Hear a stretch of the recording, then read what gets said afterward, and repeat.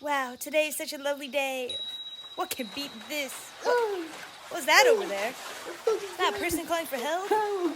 Help, I'm drowning! Oh, okay. Thank you for saving me.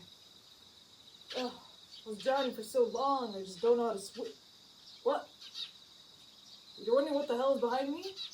It's just a painting. It is nothing real.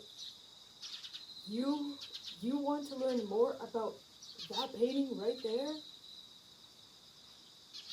I don't know. I don't think I have.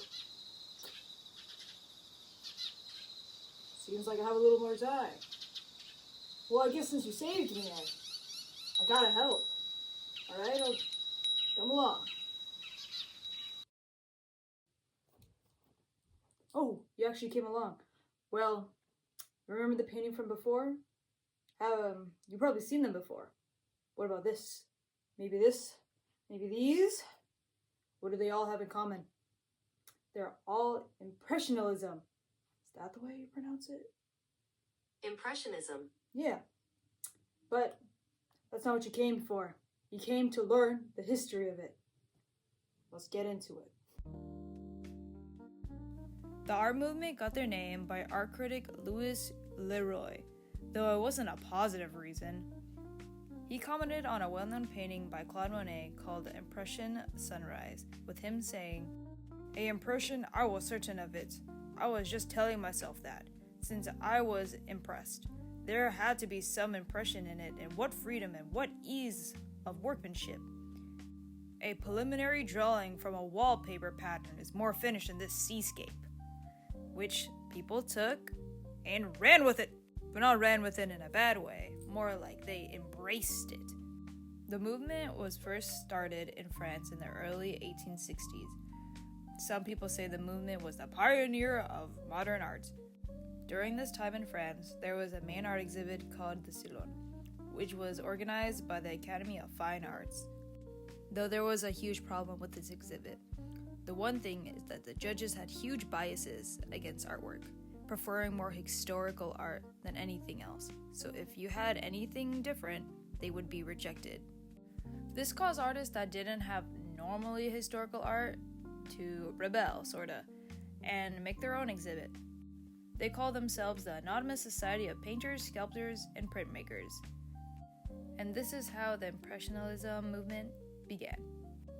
Some founding Impressionist artists include Claude Monet, who made the Impression of Sunrise, or Pierre Renoir, who's known for making vibrant social scenes, or Camille Pissarro, who was the key organizer for these exhibits, and probably many more. The movement revolutionized painting as a whole. Before this time period, paintings were made to look like photographs. Everything had to be perfect and smooth. But with Impressionism, everything now has loose brushstrokes and takes creative freedom towards painting instead of copying a picture or a subject one-to-one. They instead use more whimsical strokes. From a distance, you could see a flag or a bridge, but getting closer, you'll see strokes and lines. What do they paint? In the past, artists chose to paint more historical stories coming from the mind, but not for Impressionism.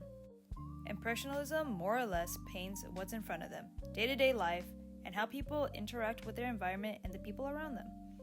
As you could compare side by side to the previous years to then, the Impressionists have a clear difference, with the colors being more bold and in-the-moment paintings.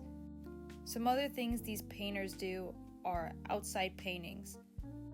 This is exactly what it sounds like, where they set up their canvas outside and start painting what's in front of them. How do they paint? The way they paint is different.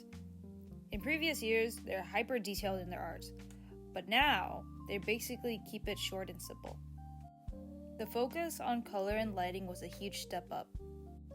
When looking at different artworks, do you see a trend with them? I'll give you a second to think. Well, if you said complementary colors, then you would be right.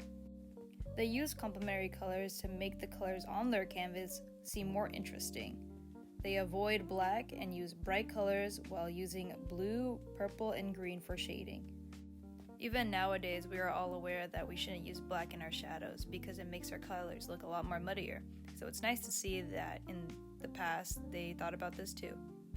But even with this fast painting with less details, they still have to paint really, really fast to capture what is in front of them, since their target is always moving or time is always changing. Oh, but I forgot to mention, you know what was really important about these outside drawings that if they didn't have, they probably wouldn't paint outside that much? Paint tubes. You may be asking, oh, what's so important about paint tubes? It's just paint in a tube. Well, that's exactly it. Paint tubes probably look like this. You've probably seen it before. The reason why they use it is because it's sealable, portable, and keeps my paint fresh for longer. The reason why it's so good is because it's portable too, so they don't need to carry a large amount of paint with them just to paint one thing. They could have small tubes and you could take it anywhere, even across the sea if you really want to. Oh, you're still here. Well, I'm glad I could have you for the day. You look outside, it's kind of dark right now. I'm a little tired after all that talking. I hope you learned something. I know that I did, because I had to do a lot of research on it, and it hurt my brain. But I wouldn't have it any other way. I love spending time with you. I hope I see you another time. Maybe next week if there's another presentation. But till then, I gotta head to bed. Or edit.